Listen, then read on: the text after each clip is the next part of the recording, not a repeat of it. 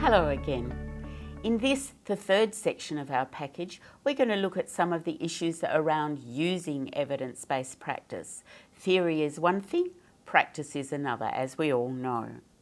So let's start by considering some of the barriers to using EBP. I know, it's a negative approach, but we have to know what they are if we can work out how to deal with them. So just think for a minute about the barriers that might affect you. What is it that gets in the way of you using evidence-based practice routinely in your workplace?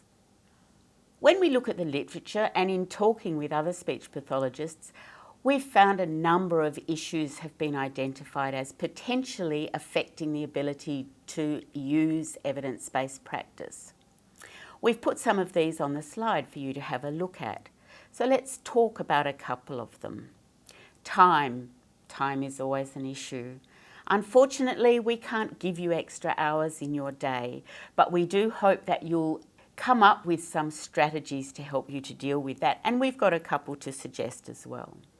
Resources can be an issue as well. Where you get hold of them, it's one thing knowing they're out there, but getting hold of them can be difficult. Your knowledge of evidence-based practice should be increased by engaging with this package. The organisational culture is something which is difficult to change, but it's worth making the effort to do that. You'll need to talk with other people in your workplace in order to start a shift in the organisational culture.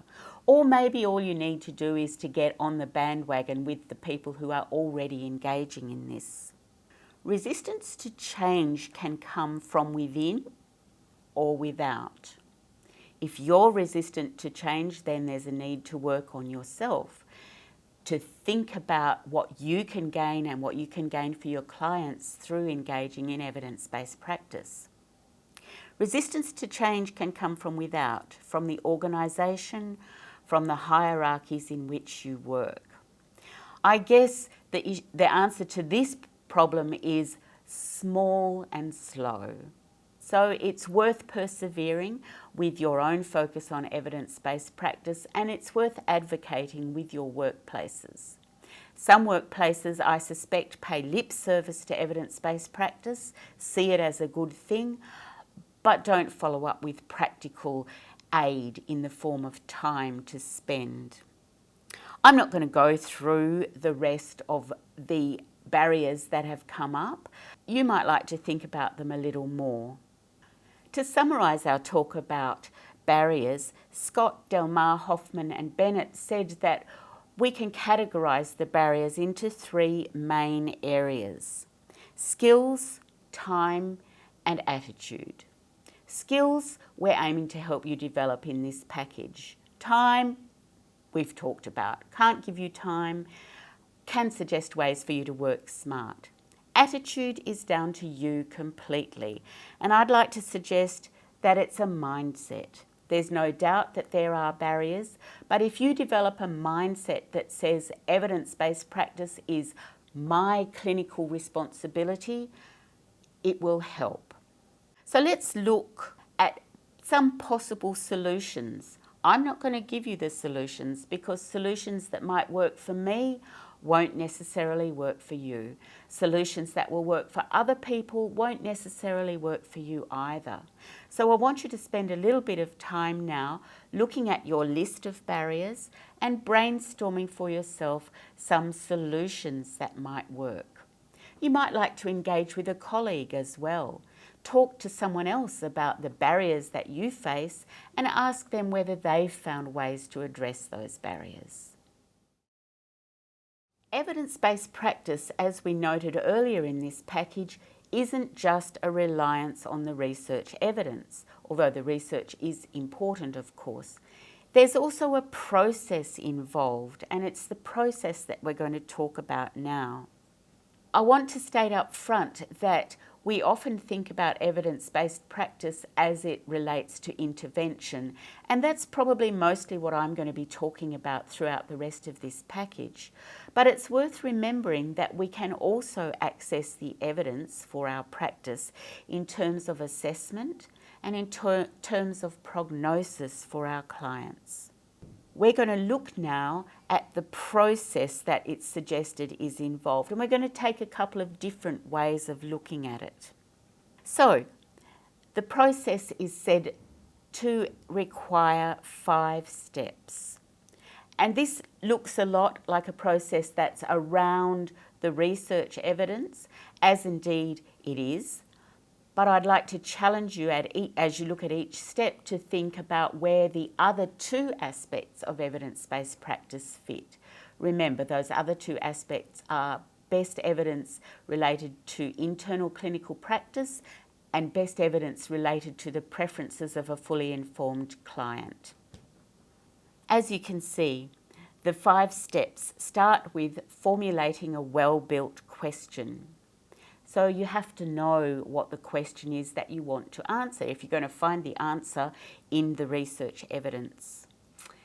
Secondly, you need to identify the evidence-based resources that answer the question. I sometimes wonder about this particular point as it's made in the literature. I wonder whether we can ever find evidence-based resources that fully answer the question. I like to think of it as looking for evidence-based resources that address the question.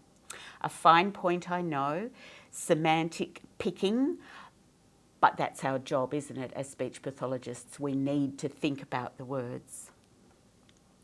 The third aspect is critically appraising the evidence to assess its validity. We're going to look shortly at some ways of critically appraising evidence and ask you to do some practice in doing this. Steps 4 and 5 require you to apply the evidence within your clinical practice and then evaluate the evidence. We're not going to look very much at these last 2 points because they're related to what you do in your workplace. A different way of looking at this process is to use a number of A words. Ask, access, appraise, apply, and audit. I think you can see how they fit with the 5 steps of the process that we discussed previously. As you engage in the process, I think it's worth remembering that as speech pathologists, we face a challenge that's not present in medicine, in evidence-based medicine. In evidence-based medicine, the question might be, does a drug work or does it not work? That's all you need to know. It's a yes/no question. We can't do that in speech pathology. We need to ask, as Nan Bernstein-Ratner reminds us, whether our interventions work for different groups of people, in what setting it works, and how it works. So we have to be thinking a little bit wider than the yes/no question, does it work? Here are 2 links that you can follow to learn a little bit more about the process. Some of the terminology is a little bit different, but both are worth looking at to further develop your understandings of the process of evidence-based practice. Once you've had a look at these sites, come back and we'll begin together on section 4. We'll take a look at how to formulate a question for evidence-based practice.